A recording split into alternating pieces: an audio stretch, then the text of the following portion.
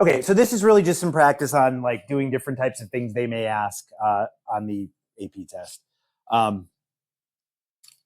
I kind of alluded to this yesterday. It wasn't really part of the packet, but the idea is you can draw actual solutions to your differential equation using the slope field. I did it yesterday in Desmos. Today, we're just going to kind of practice doing it by hand. Obviously, they're never going to ask you to do this by hand because the only thing they're going to give you is a blank piece of paper or a computer screen. But the ideas behind them, they can still find a way to do it. And I mean, and they're important. Like this is the whole purpose of the slope field as well. So on the right is a slope field for the differential equation, dy dx equals 1 minus xy. And we want to sketch the graph of a particular solution that contains 0, 2. So the idea when you do something like this is you want to find that point first. So 0, 2 is right here. These instructions say to label it A, so why not? And really the key is, it's kind of nice the way these lines are here. You just kind of draw a curve that follows those lines. And again, when you see two lines that are kind of hitting opposing directions, that's kind of telling you have an asymptote. I made mine look like it curves up and it doesn't. So don't make yours look like it curves up.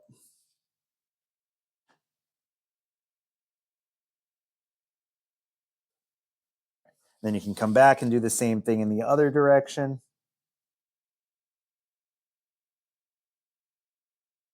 A little bit.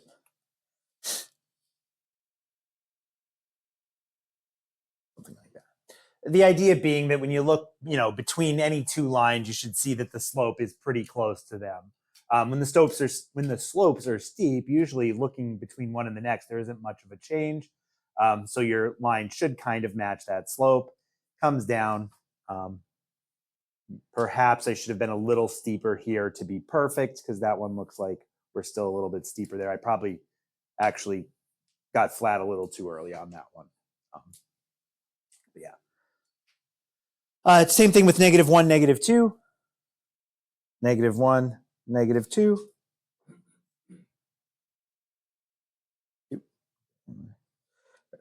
So this one, we'll label it B because that's what it says to do. Morning. Gotcha.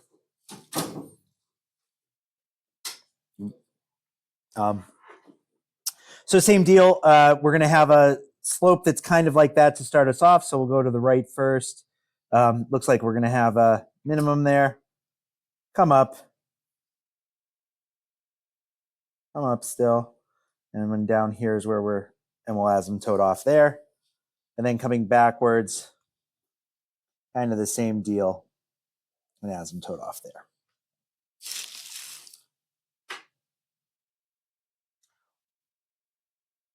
When your differential equation is in terms of x and y, the function that we're finding isn't just a horizontal shift. I said that yesterday. So that's kind of the way that these work. When you're just integrating, like we did in the previous, we were solving a differential equation. We were integrating something's derivative, but since it was always just in terms of x, our solution was just a horizontal shift of each other. Differential equations have both variables, or these differential equations, or differential equations in general, have both variables, and that causes the curve to be different depending on where it starts. So these two curves are two solutions to the differential equations. The vocab word from yesterday was each one could be called a particular solution. The particular solution going through the point 0, 2, the particular solution going through the point -1, -2. Okay. Alrighty. So taking it a step further, these ones are always tricky. The slope field for a certain differential equation, not even given, is shown to the right. Which of the following could be a solution to that with the initial condition of y of 0 equals 0? So kind of two things we have to look for here. If plugging 0 doesn't give 0 into the equation, it can't be the answer, right? The particular solution has to have this x and y. So are there any that we can knock out just from that? C, right? Yeah, the other ones are all good. The tangent of 0 is 0. The other numerators are 0, and none of the denominators would be 0. So those were all the things you would look at. It's definitely not this. So it does look like our function increases over here and shoots up to an asymptote at -2.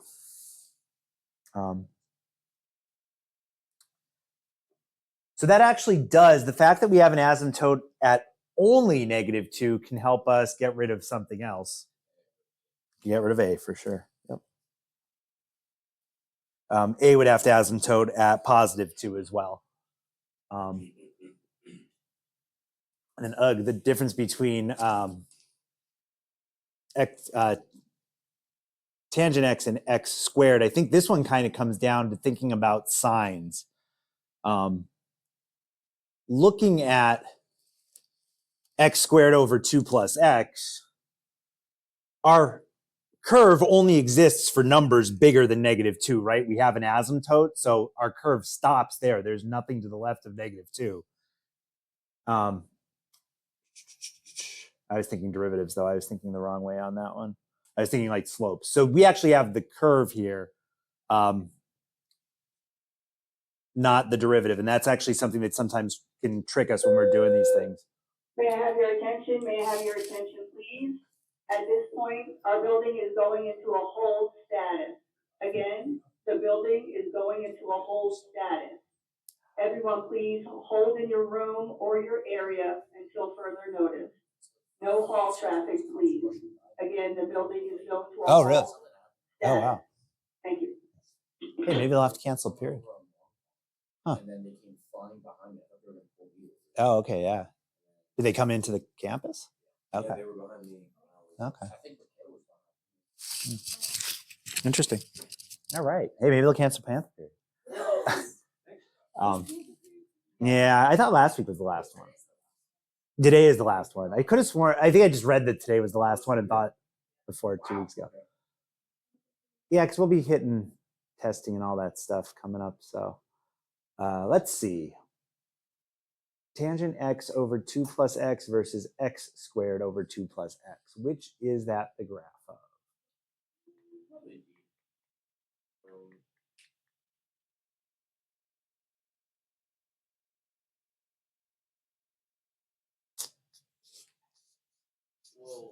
There's something here, and I can't. It's not hitting me. You said that it can't be past -2, right? Yeah, it can't be. Yeah. Well, so actually, the graphs will, like the function I'm writing would graph past -2. I was thinking about signs of it. Now that's how we figured out. It is signs. So the sign of the function, because our function is always positive. And that's actually what makes it. So the curve that we drew, not necessarily the equation written, but the curve that we drew only exists past -2 in the x values. But the function, if I put one of those functions in Desmos, they would exist to the left. But when we look for solution curves, we stop anywhere there's a discontinuity. What is the sign of tangent x when x is less than 0?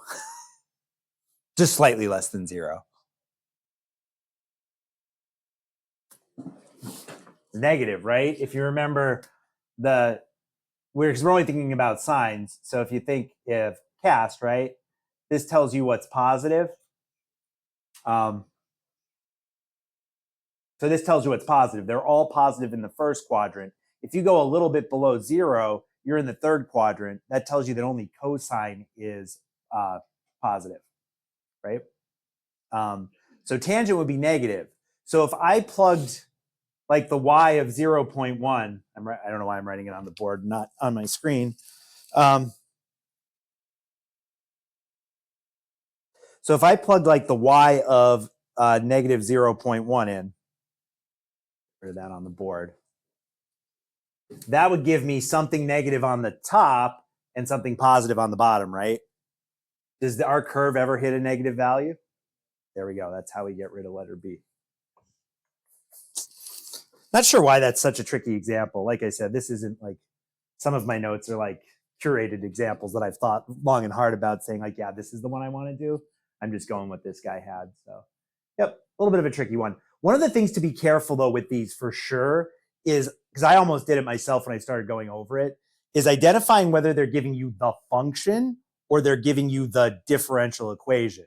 If the differential equation, we're looking at the actual slopes themselves.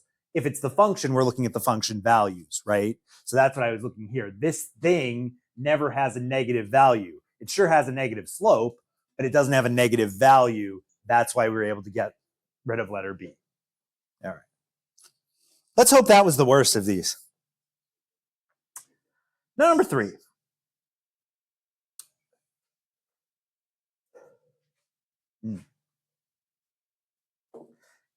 Consider the differential equation dy dx equals x plus 1 over y and its slope field shown.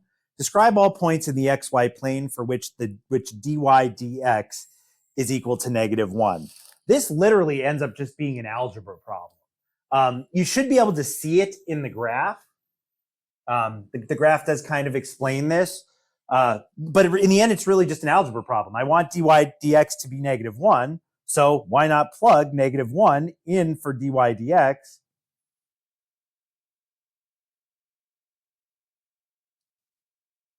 And then there's not really, it doesn't feel like there's much that we can do here. But if we multiply both sides by y and then just flip the signs, we'll have the equation of a line.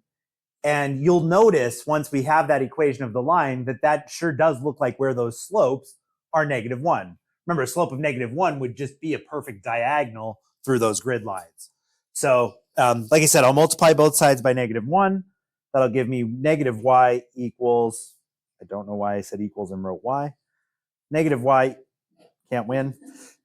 Just give up. -y equals x plus 1, which means that y equals not 1 minus x, -x minus 1. Yeah, they both need to be negative. So yeah, so I'll leave them in there in order. I agree. If only one of them was turning negative, I would definitely bring the one to the front. But yeah, which is a line, right? Y equals mx plus b. That guy. That's a line. And if you look at that line on your graph, you should notice that all the slopes are going down, or the slopes are all -1 on that line. A y-intercept of -1 and a slope of -1. All of those points have a slope of -1. Yeah, so all the points on the line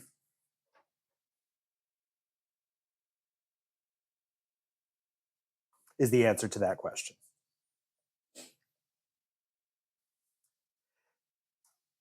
Depending on what they ask you here, sometimes it's an equation, sometimes it's an inequality.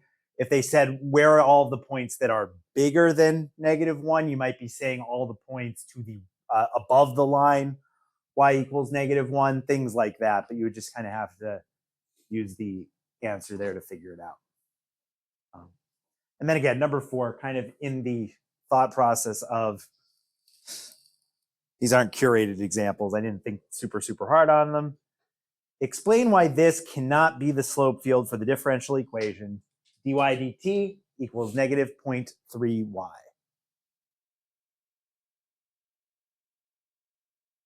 Yeah, it changes on the x-axis. That's easy. Yeah, the change happens with changes of x variables, not y variables. Yep.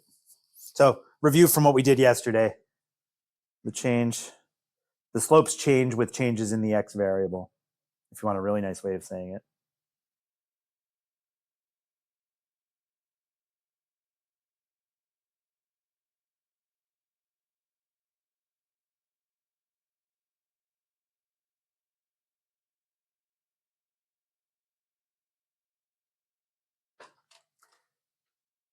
So this packet really just ends up being a selection of different, sort of questions they might ask you to do with slope fields. Kind of for you to read through, think, and figure out. But with that, you guys have the rest of the time to finish up G3 and G4.